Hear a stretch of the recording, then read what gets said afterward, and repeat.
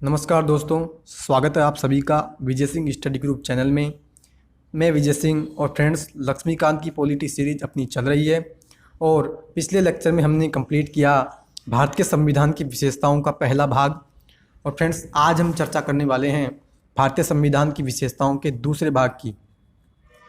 तो फ्रेंड्स अभी तक आपने चैनल को सब्सक्राइब नहीं किया है तो चैनल सब्सक्राइब कर लें और पास ही के नोटिफिकेशन बेल के ऑल के बटन पर क्लिक कर लें ताकि मेरी सभी वीडियो की नोटिफिकेशन आपको आसानी से मिल सके। तो फ्रेंड्स अब हम स्टार्ट करते हैं भारतीय संविधान की विशेषताएं। तो फ्रेंड्स 11 नंबर विशेषता जो थी एक धर्मनिरपेक्ष राज्य की थी, हमने वहाँ तक चर्चा की। और आज हम स्टार्ट करने वाले हैं भारत के संविधान की विशेषताओं के नंबर 12 भाग नंबर 12 यानी सार्वभौम वयस्क मताधिकार से। तो ये कह रहा है फ्रेंड्स कि भारतीय संविधान द्वारा राज्य विधानसभाओं और लोकसभा के चुनाव के आधार स्वरूप सार्वभौम वयस्क मताधिकार को अपनाया गया।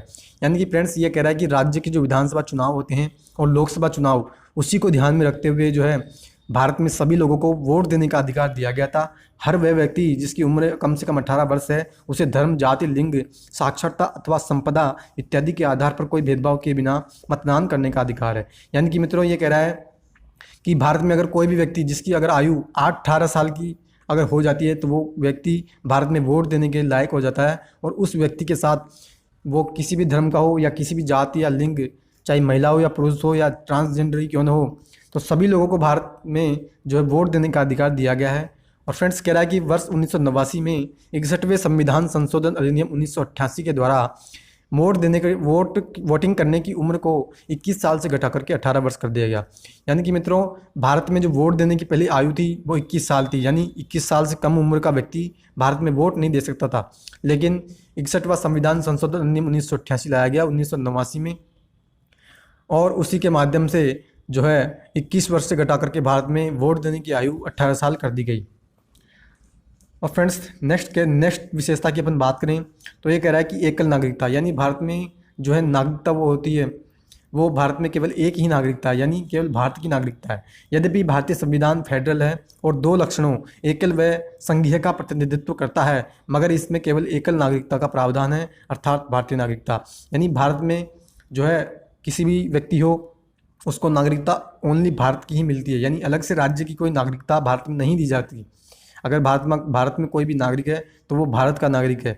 ऐसे मतलब कि वह किसी राजस्थान का या नागरिक है या किसी मध्य प्रदेश का नागरिक है तो वो ऐसा नहीं है। लेकिन भारत में जो है केवल एक ही नागरिकता है जो कि एकल नागरिकता कही जाती है।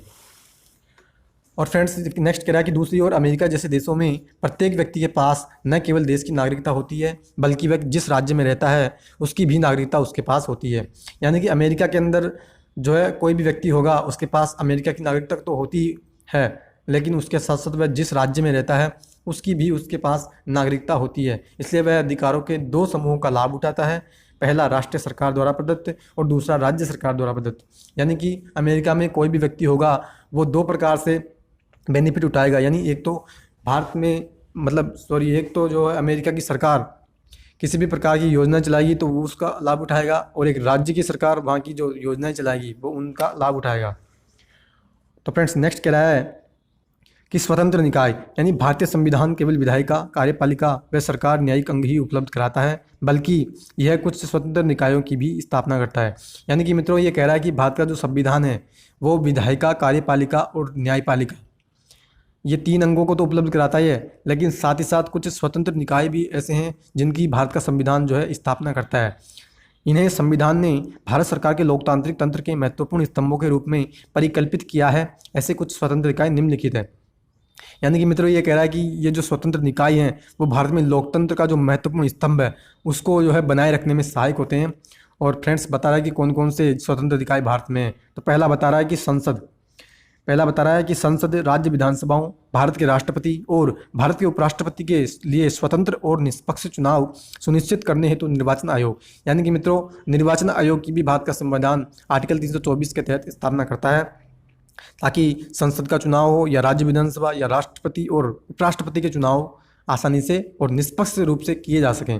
और नेक्स्ट फ्रेंड कह रहा है कि राज्य और केंद्र सरकार के खातों के ऑडिट के लिए यानी अंकेक्षण के लिए भारत का नियंत्रक व महालेखागार, यानी कि राज्य सरकार के जो खाते होते हैं और केंद्र सरकार के खाते, उन सभी की ऑडिट करने के लिए भी जो है केग की स्थापना की जाती है, यानी controller and auditor general of India.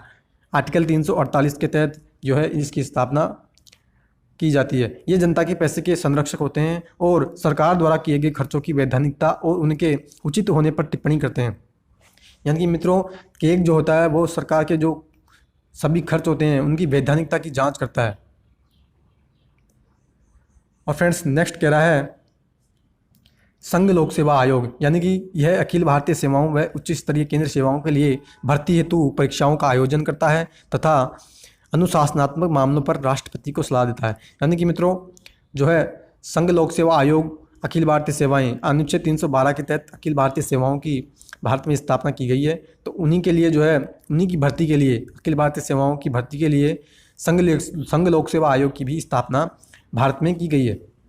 और नेक्स्ट कह रहा है फ्रेंड्स राज्य लोक सेवा आयोग, जिसका काम हर राज्य में राज्य सेवाओं के लिए भर्ती हेतु परीक्षाओं का आयोजन करना व अनुशासनात्मक मामलों पर राज्यपाल को सलाह देना।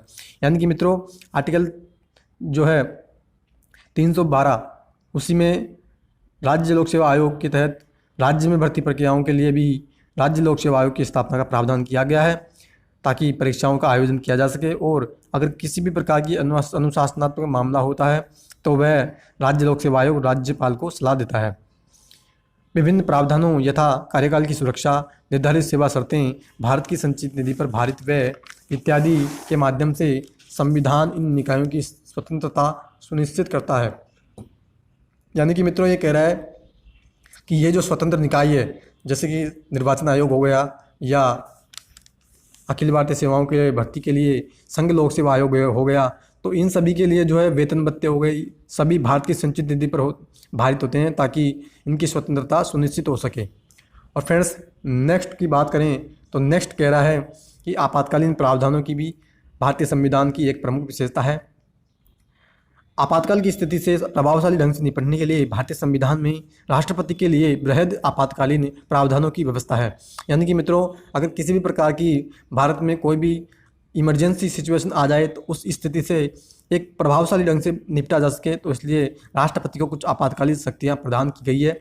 इन प्रावधानों को संविधान में शामिल करने का उद्देश्य है देश की संप्रभुता, एकता, अखंडता और सुरक्षा, संविधान एवं देश के लोकतांत्रिक ढांचे को सुरक्षा। यानी मित्रों, ये प्रावधान संविधान में इसलिए शामिल किए गए हैं ताकि देश की संप्रभुता बनी रहे, एकता बनी रहे, अखंडता और सुरक्षा, और संविधान और देश का जो लोकतांत्रिक ढांचा है वो सभी बने रहें और उनकी सभी की सुरक्षा हो सके।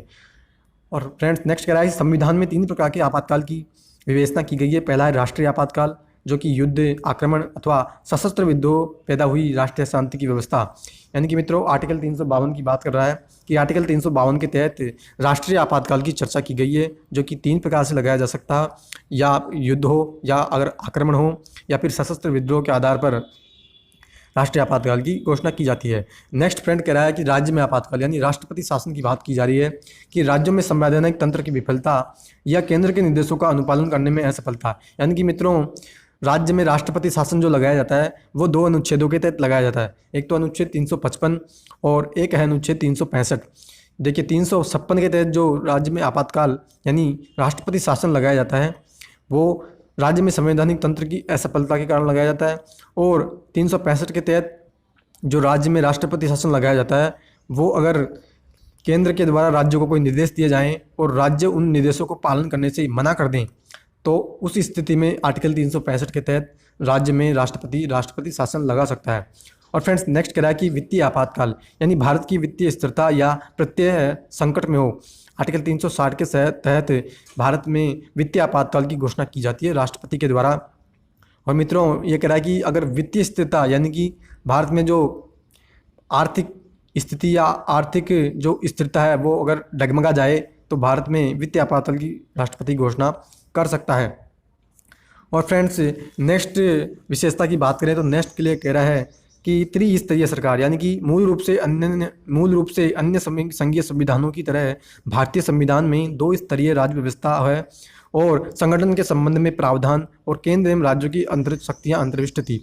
यानी कि मित्रों, ये कह रहा है कि जो मूल रूप से जब भारत का संविधान अपनाया गया 26 नवंबर 1949 को, तो उस समय उस संविधान में केवल 2 स्तरीय राज्य व्यवस्था थी, यानी केंद्र की सरकार और राज्य की सरकार। लेकिन बाद में 73वां और 74वां संविधान संशोधन अधिनियम 1992 आया और उसके माध्यम से पंचायती राज संस्थान और शहरी स्थानीय सरकारों का भी प्रावधान कर दिया गया, जो विश्व के किसी और संविधान में शामिल नहीं है। यानी कि ये विशेषता भारत के संविधान में ही है, विश्व के अन्य संविधान में जो है स्थानीय सरकारों की कोई व्यवस्था नहीं की गई है। संविधान में एक नए भाग 9वें एवं एक नई अनुसूची 11वीं जोड़कर 1992 के 73वें संविधान संशोधन के माध्यम से पंचायतों को संवैधानिक मान्यता दी गई। यानी कि मित्रों 73वां संविधान संशोधन अधिनियम 1992 जब आया तो उसके माध्यम से पंचायतों को संवैधानिक मान्यता यानी संवैधानिक दर्जा उनको दे दिया गया और इसमें एक नया भाग 9 भी जोड़ा गया। इसी प्रकार से 74वां संविधान संशोधन अधिनियम जब 1992 में आया तो एक नए भाग 9A और एक नई अनुसूची 12वीं को जोड़कर नगर पालिकाएँ यानी शहरी स्थानीय सरकारों को संवैधानिक मान्यता प्रदान कर दी। यानी 73वें और 74वें संविधान संशोधन अधिनियम 1992 के द्वारा एक तो नगर पालिका यानी कि स्थानीय सरकारें, स्थानीय शहरी सरकार और जो पंचायतें होती है उनको जो है संवैधानिक दर्जा दे दिया गया। और फ्रेंड्स नेक्स्ट की अपन बात करें तो भारतीय संविधान पर एक नज़र, यानी भारत के संविधान में कितने भाग हैं और कौन कौन से भाग में क्या क्या चीज़ें उसमें ऐड की गई है। तो फ्रेंड्स भारतीय संविधान पर एक नज़र डालते हैं। तो देखिए भारत के संविधान का जो पहला भाग है उसमें संघ और उसका राज्य क्षेत्र यानी कि केंद्र यानी कि जो भारत का जो क्षेत्र है वो कहाँ कहाँ तक सीमित है उसी की बात की जाती है। दूसरे में जो है सिटीजनशिप यानी नागरिकता की बात की जाती है। तीसरे भाग में मूल अधिकारों की बात की जाती है। चौथे में राज्य के नीति निर्देशक के तत्व जो हैं वो उनकी बात की जाती है। चौथे ए भाग में मौलिक कर्तव्य जो कि 42वें संविधान संशोधन अधिनियम 1976 के द्वारा स्वर्ण सिंह समिति की सिफारिशों के बाद जोड़ा गया। भाग 5 के अंदर संघ की सरकार यानी केंद्र की सरकार की बात की जाती है, जिसमें कि कार्यपालिका हो गई, संसद की बात हो गई, राष्ट्रपति की विधायी शक्तियाँ हो गई और संघ की न्यायपालिका, इसके अलावा भारत का नियंत्रक एवं महालेखा परीक्षक। और फ्रेंड्स भाग 6 में बात की जाती है राज्य की सरकारों की, जिसमें कि कार्यपालिका हो गया, राज्य का विधानमंडल हो गया, राज्यपाल की विधायी शक्तियों की बात की जाती है। इसके अलावा राज्यों के उच्च न्यायालय की बात की जाती है और अधीनस्थ न्यायालय जो होते हैं वो उनकी बात भी भारत के संविधान के भाग 6 में की गई है। और नेक्स्ट फ्रेंड भाग 7 में बात की जाती है राज्यों से संबंधित पहली अनुसूची का खंड है, यानी कि 7 जो है वो निश्चित कर दिया गया है और वर्तमान में इस भाग में जो है कोई भी चीज़ें शामिल नहीं है। भाग 8 में संघ राज्य क्षेत्र यानी केंद्र राज्य की वो जो केंद्र शासित प्रदेश होते हैं उनकी बात की जाती है। भाग 9 में पंचायतों की बात है। भाग 9 में नगर पालिकाएँ हैं। भाग 9 में सहकारी समितियाँ हैं। पंचायतें और नगर पालिकाएँ 73वें और 74वें संविधान संशोधन अधिनियम 1992 के द्वारा ऐड की गई। सहकारी समितियां जो है वो भाग 9 में बात की जाती है। 97वें संविधान संशोधन अधिनियम 2011 के तहत जो है भारत के संविधान में इनको जोड़ा गया सहकारी समितियों को। भाग 10 के अंदर अनुसूचित और जनजातीय क्षेत्रों की बात की जाती है। और फ्रेंड्स भाग 11 की बात करें तो संघ और राज्यों यानी केंद्र और राज्य के बीच जो है संबंधों की बात की जाती है, जिसमें विधायी संबंध होते हैं, प्रशासनिक संबंध और वित्तीय संबंध भी उसमें शामिल किए जाते हैं।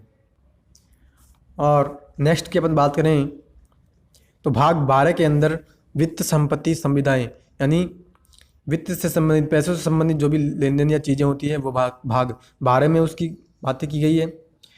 भाग 13 की अपन बात करें तो भारत के राज्य क्षेत्र के भीतर व्यापार, वाणिज्य और समागम यानी भारत के राज्य में भारत में कहाँ कहाँ तक व्यापार होगा उसकी बात की जाती है। भाग 14 की अपन बात करें तो संघ और राज्यों के अधीन सेवाएं यानी कि केंद्र और राज्यों के अधीन जो सेवाएं होती है, चाहे केंद्र की सेवाएं हों या अखिल भारतीय सेवाएं हों, तो उनकी बात भाग 14 में की गई है।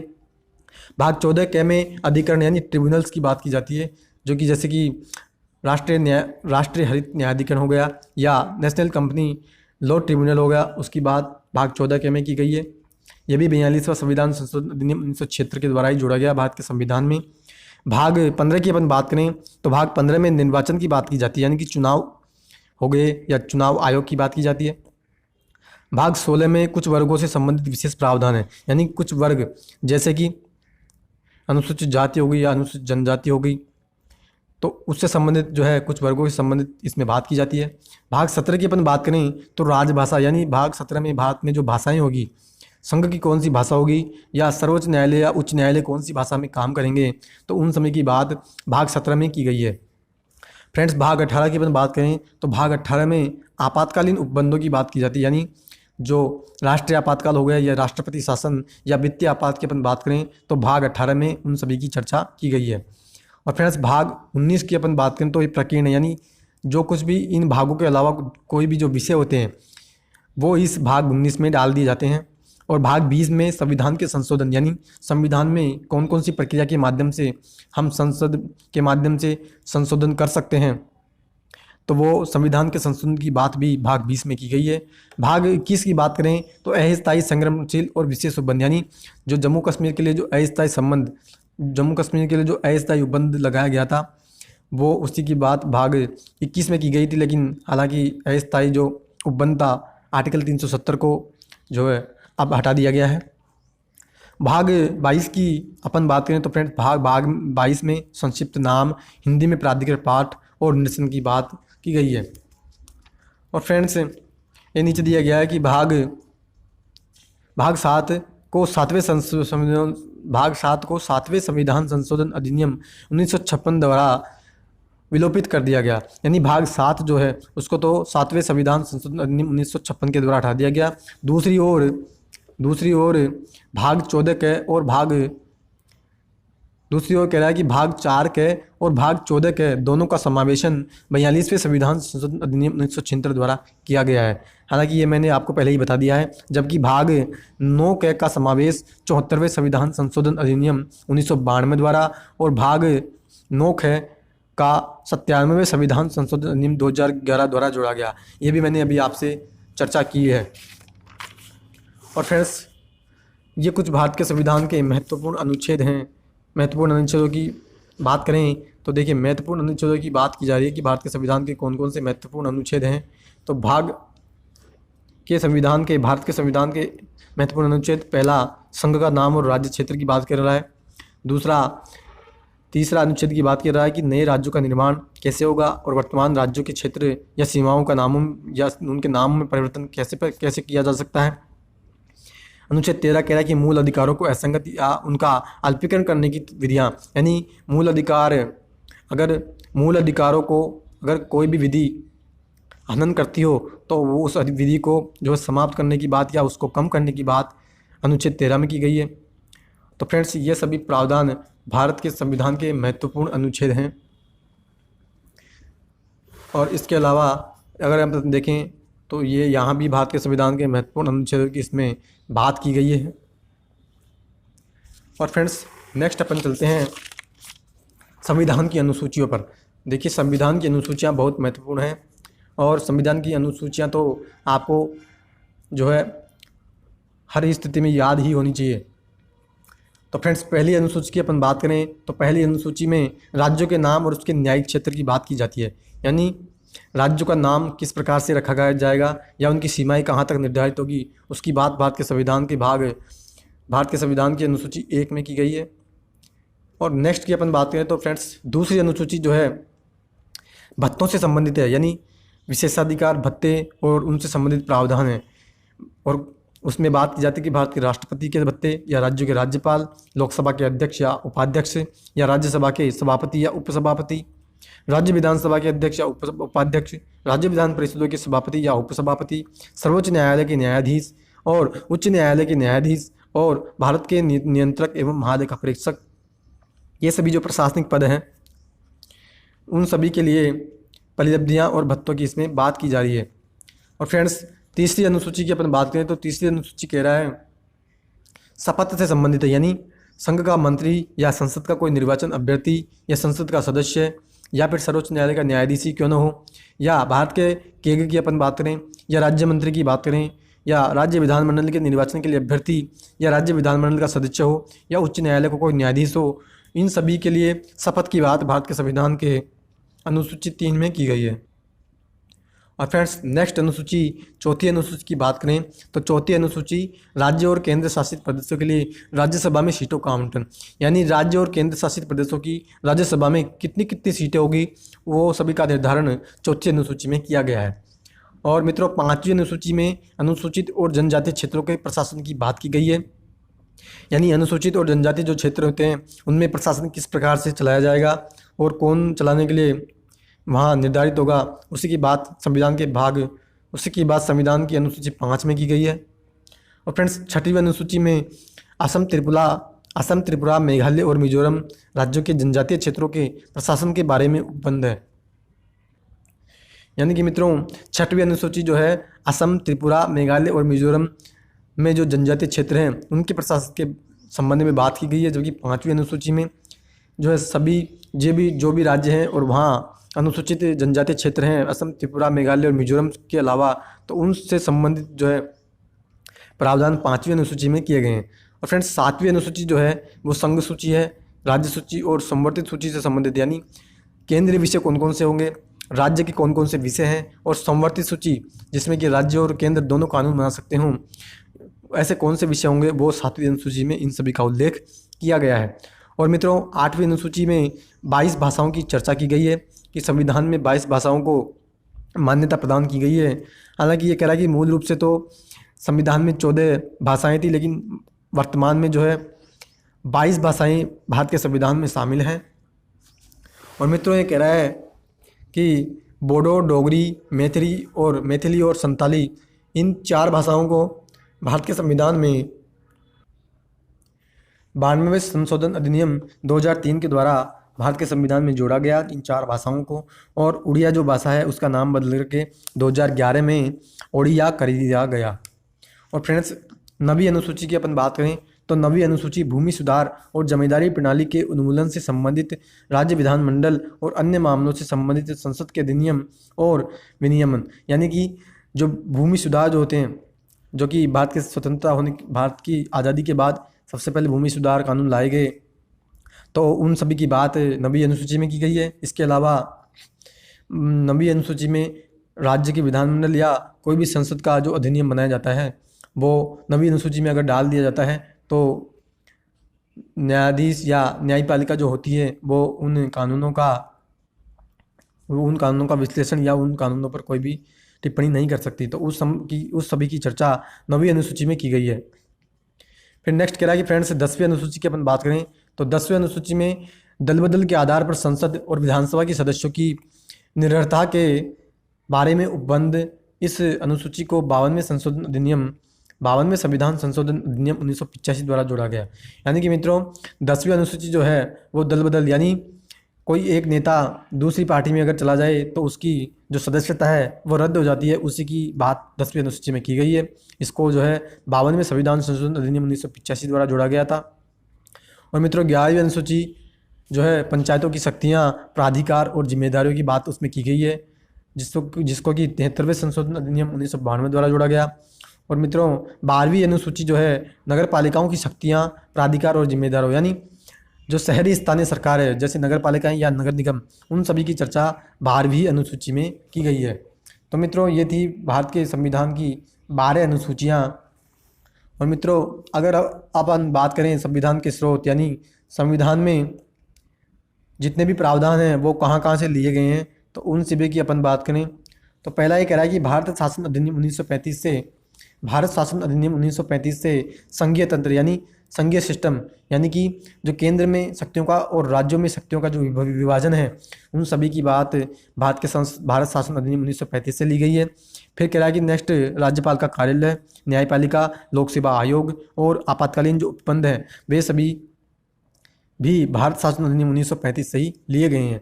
तो मित्रों ये जो चार्ट मैं आपको बता रहा हूँ, इससे अधिकतर प्रश्न हर एग्जाम में पूछे जाते हैं। तो फ्रेंड्स नेक्स्ट कह रहा है कि ब्रिटेन का संविधान से हमने संसदीय व्यवस्था या विधि का शासन या विधायी प्रक्रिया हो, एकल नागरिकता, मंत्रिमंडलीय प्रणाली, परमाधिकार लेख और संसदीय विशेषाधिकार और द्विसदनवाद, ये सभी प्रावधान जो है हमने ब्रिटेन के संविधान से लिए हैं।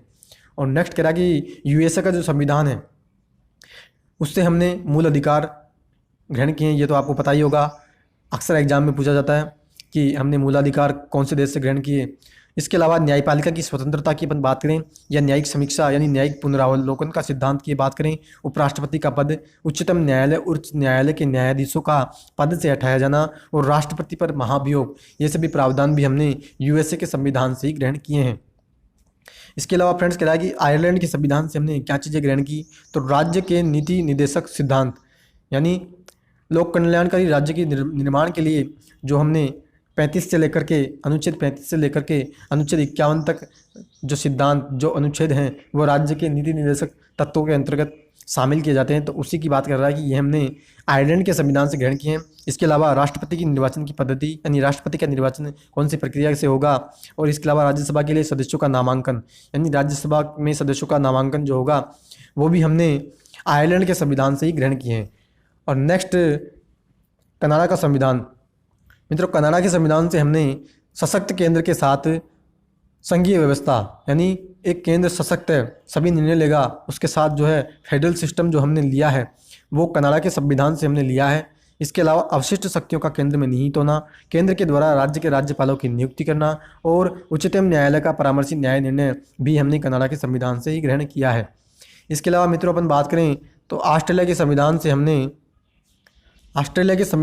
समवर्ती सूची, व्यापार, वाणिज्य और समागम की स्वतंत्रता और संसद के दोनों सदनों की संयुक्त बैठक यानी जो समवर्ती सूची जो होती है वो हमने ऑस्ट्रेलिया से ग्रहण की है। इसके अलावा संसद के दोनों सदनों की जो बैठक, संयुक्त बैठक यानी अगर कोई कानून, अगर कोई भी अधिनियम या कोई भी बिल जो लाया जाता है संसद में, अगर कोई भी सदन उसको पारित करने से इनकार कर दे या उस पर किसी भी प्रकार का निर्णय ना करे तो जो संसद की संयुक्त बैठक बुलाई जाती है साधारण विधेयक की स्थिति में, तो उसी के संदर्भ में जो प्रावधान है वो हमने ऑस्ट्रेलिया के संविधान से ग्रहण किए हैं। और नेक्स्ट फ्रेंड कह रहा है कि जर्मनी का वाइबर संविधान से हमने आपातकाल के समय मूल अधिकारों का जो निलंबन हो जाता है यानी अगर आपातकाल लग जाए तो हमारे मूल अधिकार आर्टिकल 20 और 21 को छोड़ करके यानी 20 और 21 तो हमारे आपातकाल में भी रहते हैं, तो इसके अलावा जो भी मूल अधिकार हमें मिले हैं वो सभी हमारे आपातकाल के समय स्थगित कर दिए जाते हैं। तो वो सभी जो प्रावधान हैं वो हमने जर्मनी के संविधान से ग्रहण किए हैं। और नेक्स्ट कह रहा है कि सोवियत संघ यानी रूस जो है, वर्तमान का रूस और पूर्व का जो सोवियत संघ है उसके संविधान से हमने मूल कर्तव्य प्रस्तावना में न्याय और यानी न्याय माने सामाजिक, आर्थिक और राजनीतिक तथा आदर्श, ये सभी प्रावधान हमने सोवियत संघ से ग्रहण किए हैं। इसके अलावा फ्रेंड कह रहा है कि फ्रांस के संविधान से हमने गणतंत्रात्मक और प्रस्तावना में स्वतंत्रता, समता और बंधुता के आदर्श यानी प्रस्तावना में हमने स्वतंत्रता शब्द, समता और बंधुता के जो आदर्श के जो शब्द लिए हैं वो सभी हमने फ्रांस के संविधान से ग्रहण किए हैं। और दक्षिण अफ्रीका का संविधान से हमने संविधान में संशोधन की प्रक्रिया और राज्यसभा के सदस्यों का निर्वाचन जो होगा वो हमने दक्षिण अफ्रीका के संविधान से ग्रहण किए हैं। और इसके अलावा जापान के संविधान से हमने विधि द्वारा स्थापित प्रक्रिया यानी जो एक कानून है उस कानून के माध्यम से जो भी प्रक्रिया बनाई जाती है वो सभी जो है प्रावधान हमने जापान के संविधान से ग्रहण किए हैं। तो मित्रों, ये थे संविधान के स्रोत जहाँ से हमने भारत के संविधान में महत्वपूर्ण प्रावधान ग्रहण किए हैं। और नेक्स्ट विशेषता फ्रेंड्स अपन बात करें तो ये कह रहा है कि सहकारी समितियां भी भारत के संविधान की एक महत्वपूर्ण विशेषता है। तो उसी संदर्भ में बात की जा रही है कि 97वां संविधान संशोधन अधिनियम 2011 ने सहकारी समितियों को संवैधानिक दर्जा और संरक्षण प्रदान किया। यानी कि 97वां संविधान संशोधन अधिनियम 2011 लाया गया और उसी के माध्यम से सहकारी समितियों को संवैधानिक दर्जा दे दिया गया, यानी कि एक संवैधानिक निकाय अब बन गई हैं। इस संदर्भ में 3 परिवर्तन भी संविधान में किए गए। इसने सहकारी समिति गठित करने के अधिकार को मौलिक अधिकार बना दिया, यानी आप सहकारी समिति कोई भी व्यक्ति या कोई भी संस्था, कोई भी व्यक्ति मिलकर के या कोई भी समूह मिलकर के सहकारी समिति का गठन कर सकते हैं। ये उनका मौलिक अधिकार अब बन गया है।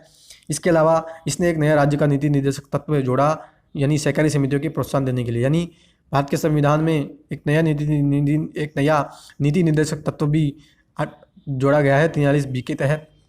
इसके अलावा संविधान में एक नया भाग 9B जोड़ा गया जो सहकारी समितियों से संबंधित है।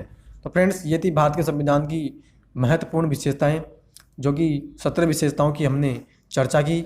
और अब हम चर्चा करेंगे संविधान की आलोचनाओं की, यानी कौन कौन से व्यक्ति हैं और कौन कौन से प्रावधानों की बात करें तो कौन कौन से व्यक्तियों ने कौन कौन से प्रावधानों की संविधान के जो है आलोचनाएं की है या पूरे संविधान की किस प्रकार से आलोचनाएं की है, तो उस संदर्भ में अब हम चर्चा करने जा रहे हैं। तो फ्रेंड्स पहले इसकी आलोचना की जा रही है कि उधार का संविधान, यानी भारत का संविधान एक उधार का संविधान है। भारतीय संविधान में नया और मौलिक कुछ नहीं है, ये उधार का संविधान है और उधार की एक बोरी या एक हौज पाँच कॉन्स्टिट्यूशन दुनिया के संविधानों के लिए विभिन्न दस्तावेजों की पाबंदी की। यानी कि आलोचक फ्रेंड्स ये कह रहे हैं कि भारत का जो संविधान है वो उधार का संविधान है। इस संविधान में नया कुछ भी नहीं है। यह जो संविधान भारत का बनाया गया है वो अन्य देशों के प्रावधानों को ग्रहण कर लिया गया है और इसके कारण इसको उधार का संविधान आलोचकों ने कहा है। ऐसा इसलिए क्योंकि संविधान बनाने वालों ने अन्य संविधान के आवश्यक संशोधन करके ही भारतीय परिस्थितियों में अपनी उपयुक्तता के आधार पर उनकी कमियों को दरकिनार करके ही स्वीकार किया। यानी कि मित्रों ये कह रहा है कि भारत का जो संविधान जब संविधान निर्माताओं ने बनाया तो अन्य देशों के संविधानों का उन्होंने जो है विश्लेषण किया और विश्लेषण करने के बाद ही जो भारत में संविधान में जो भी चीज़ें उपयुक्त संविधान निर्माताओं को लगी उनको भारत के संविधान में उन्होंने ग्रहण किया और भारत के संविधान का उन्होंने निर्माण किया। और फ्रेंड्स नेक्स्ट आलोचना इसकी की जा रही है कि भारत का संविधान 1935 का जो अधिनियम है, भारत शासन अधिनियम 1935, मैंने आपको करवा दिया है, उसी की बात की जा रही है कि भारत का संविधान 1935 के अधिनियम की कार्बन कॉपी है। आलोचक कहते हैं कि संविधान निर्माताओं ने बड़ी संख्या में भारत सरकार अधिनियम 1935 के प्रावधान भारत के संविधान में डाल दिए। इससे संविधान 1935 के अधिनियम की कार्बन कॉपी बनकर रह गया। यानी कि मित्रों आलोचक कह रहे हैं कि भारत का जो संविधान है वो 1935 के भारत शासन अधिनियम के माध्यम से ही बनाया गया है, जिसके कारण भारत का जो संविधान है वो 1935 के अधिनियम की एक कॉपी ही बन गया है।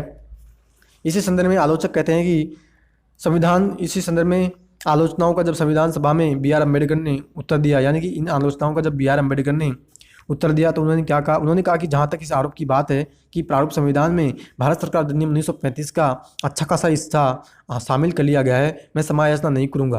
उन्होंने कहा कि भारत शासन अधिनियम 1935 का उपयोग करके हमने संविधान जो बनाया है, इस संदर्भ में मैं किसी भी प्रकार की माफ़ी नहीं मांगूंगा। क्योंकि उधार लेने में कोई लज्जास्पद नहीं है। उन्होंने कहा कि उधार हमने लिया है, यानी अन्य देशों के प्रावधानों को हमने संविधान में ग्रहण किया है, तो इसमें कोई हमने गलत काम नहीं किया, यानी हमें इसमें कोई लज्जा या हमें शर्म की बात नहीं है। हमने साहित्यिक चोरी नहीं की है। संविधान के मूल विचारों पर किसी भी व्यक्ति का और किसी भी एंटिटी का अधिकार नहीं है। यानी कि अम्बेडकर कह रहे हैं कि संविधान के जितने भी जो भी मूल विचार हैं उस पर किसी भी व्यक्ति या किसी भी संस्था का इस पर कोई अधिकार उस पर नहीं है। तो इसी संदर्भ में हमने संविधान की आलोचना की बात की।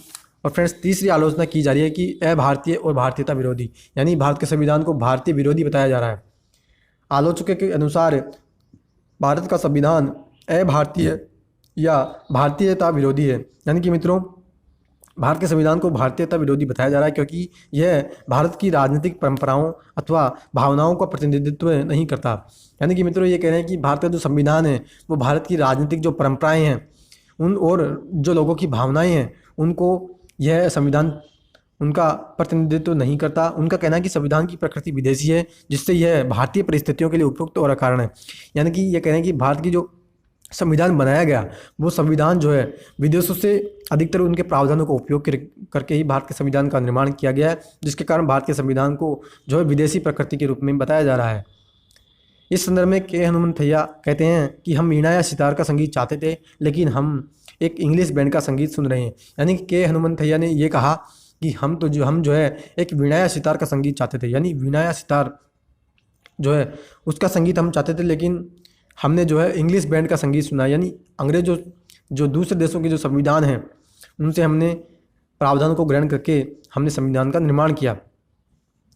और फ्रेंड्स इसी संदर्भ में अगर अपन बात करें तो लोकनाथ मिश्रा और अन्य संविधान सभा सदस्यों ने संविधान की आलोचना करते हुए इसे पश्चिम का दासवत अनुकरण बल्कि पश्चिम को दासवत आत्मसमर्पण कहा। और लक्ष्मीनारायण साहू एक अन्य संविधान सभा का सदस्य का कहना था कि जिन आदर्शों पर यह प्रारूप संविधान गढ़ा गया भारत की मूलभूत उनमें प्रकट नहीं होती, यह संविधान उपयुक्त सिद्ध नहीं होगा और लागू होने के फौरन बाद भी टूट जाएगा। यानी मित्रों लक्ष्मीनारायण साहू ये कह रहे हैं कि भारत का जो संविधान है जिन प्रारूपों को भारत के संविधान में शामिल किया गया वो भारत के संविधान में जो है मूलभूत प्रकट नहीं होते और भारत का संविधान जो है बनने के बाद ही जो है टूट जाएगा, यानी समाप्त हो जाएगा। लेकिन मित्रों आज भारत के संविधान को बने हुए अगर अपन बात करें तो लगभग 71 साल से अधिक भारत के संविधान को बने हुए हो चुके हैं, लेकिन भारत का संविधान आज भी वैसे की वैसे ही है। हालांकि उसमें कुछ परिवर्तन समय समय पर होते रहे हैं, जो कि आवश्यक भी है, क्योंकि परिवर्तन ही प्रकृति का नियम है। जो कि अगर परिवर्तन प्रकृति में भी होते हैं तो उसी के अनुरूप हमें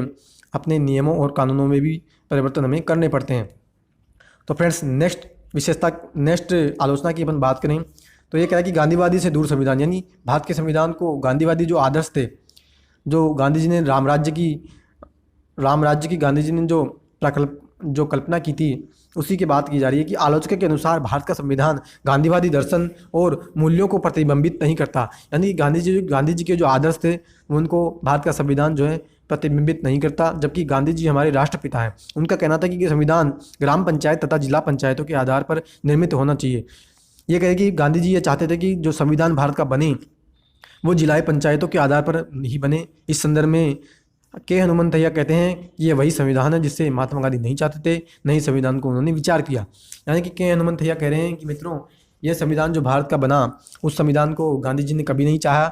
और आपको पता है कि गांधी जी संविधान सभा में शामिल भी नहीं हुए थे। और फ्रेंड्स, नेक्स्ट की अपन बात करें तो नेक्स्ट आलोचना की जा रही है कि महाकाय आकार, यानी भारत के संविधान को एक बहुत बड़ा बताया जा रहा है कि भारत का संविधान सबसे बड़ा लिखित और विश्व का सबसे बड़ा लिखित संविधान है। यानी कि आलोचक कहते हैं कि भारत का संविधान बहुत भीमकाय और बहुत विस्तृत है। यानी कि भारत का संविधान बहुत बड़ा है, जिसमें अनेक अनावश्यक तत्व भी सम्मिलित हैं। सर आइवर जेनिंग्स, एक ब्रिटिश संविधानवेत्ता के विचार में जो प्रावधान बाहर से लिए गए हैं उनका चयन बेहतर नहीं है। यानी कि ये फ्रेंड्स ये कह रहे हैं कि भारत का संविधान बहुत बड़ा संविधान है और भारत के संविधान में कुछ ऐसे तत्व भी हैं, यानी कुछ ऐसे अनुच्छेद भी हैं जो कि अनावश्यक हैं और फिर भी भारत के संविधान में उनको ग्रहण किया गया है। और फ्रेंड्स, नेक्स्ट की अपन बात करें तो ये कह रहे हैं कि एच.वी. कामत, संविधान सभा के सदस्य ने टिप्पणी की प्रस्तावना जिस क्रेडिट का हमने सभी अपनी सभा के लिए चयन किया वह एक हाथी है। यह शायद इस तथ्य के अनुरूप ही है कि हमारा संविधान दुनिया में बने तमाम संविधानों में सबसे बड़ा है। और उन्होंने यह भी कहा कि मुझे विश्वास है सदन इस पर सहमत नहीं होगा कि हमने एक बहुत हाथीनुमा संविधान बनाया है। यानी कि फ्रेंड्स, एच.वी. कामत ये कह रहे हैं कि भारत का जो संविधान है वो एक हाथीनुमा आकार का संविधान है। और अगर संविधान सभा की अपन बात करें तो संविधान सभा भी इस बात पर सहमत नहीं होगी कि हमने एक हाथीनुमा संविधान नहीं बनाया। यानी संविधान सभा को यह मानना ही पड़ेगा कि हमने एक हाथीनुमा संविधान बनाया है। ये बात एच.वी. कामत कह रहे हैं। और फ्रेंड्स, नेक्स्ट आलोचना की जा रही है कि भारत का संविधान जो है वकीलों का स्वर्ग है। यानी आलोचक कहते हैं कि भारत का संविधान बहुत विविधतापूर्ण है और बहुत जटिल है। उनके विचार में भारत के संविधान में कानूनी भाषा और मुहावरों को शामिल किया है। यानी कि ये कह रहे हैं कि भारत का संविधान बहुत जटिल है, यानी आसानी से तो भारत के लोगों को भारत का संविधान समझ में नहीं आता है। और उसकी जो भाषा है वो भी क्लिष्ट भाषा, यानी जटिल भाषा का उसमें और मुहावरों का उसमें उपयोग किया गया है। उनके चलते संविधान एक जटिल दस्तावेज बन गया है। और आइवर जेनिंग्स तो इसे कहते हैं कि यह वकीलों का स्वर्ग भी है। यानी भारत के संविधान को आइवर जेनिंग्स ने वकीलों का स्वर्ग भी बताया है। तो फ्रेंड्स, यह है भारत के संविधान की प्रमुख विशेषताएं। इसके अलावा भारत के संविधान की अपन ने आलोचनाओं की बात की और आज हमारा संविधान की प्रमुख विशेषताओं का ये चैप्टर कंप्लीट हुआ। तो फ्रेंड्स, आज आपने क्या सीखा, कितना सीखा संविधान की, भारत के संविधान में कौन कौन सी विशेषताएं हैं, भारत के संविधान की आलोचकों ने क्या क्या आलोचनाएं की, इस सभी के संदर्भ में हमने चर्चा की। तो फ्रेंड्स, अब हम नेक्स्ट चैप्टर में बात करेंगे। नेक्स्ट चैप्टर हमारा स्टार्ट होगा संविधान की प्रस्तावनाओं के साथ। तो फ्रेंड्स, अब मिलेंगे अपन नेक्स्ट चैप्टर में संविधान की प्रस्तावनाओं के साथ। तब तक के लिए have a nice day, thank you and Vande Mataram.